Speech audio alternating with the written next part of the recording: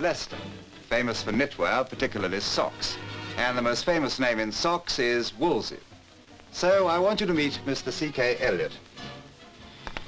He's in charge of Wolsey sock production.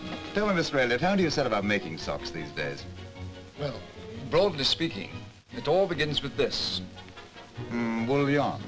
Not quite. You see, we blend wool and nylon together into one yarn, especially to give hard wear.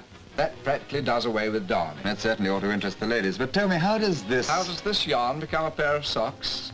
Well, come with me down to our Brune Street mills and I'll show you. This is the way we knit socks today. A bit better than Grandma's 4 needles, isn't it? Better and 1,000 times quicker.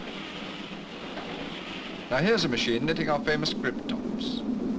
There's the wool and nylon yarn. Then extra nylon to reinforce the heel and toe. And lastly, elastic yarn for the grip top. That's rather a lot of sock, isn't it? That's not all one sock. There are about a dozen grip tops there. What happens now? We separate them. It's known technically as draw threading. In some cases, as with our top form socks for boys, we knit the turnover tops separately. And here we sew them onto the sock itself. Now I suppose the socks are more or less ready.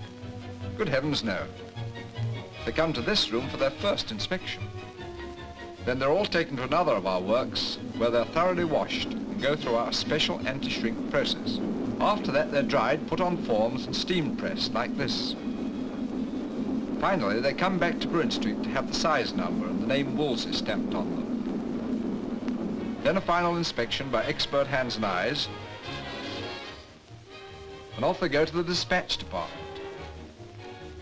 Grip tops, Cardinal, Viscount, and top four. You know, with all this inspection, I bet very few faulty socks ever get through. They don't. You see, all of us here are trained to take great care in the making of anything that's going to be marked Wolsey. We've been going for over 200 years, and we've inherited the skill of generations of Wolsey craftsmen. Thank you, Mr. Eliott. No wonder the most famous name in socks is Wolsey.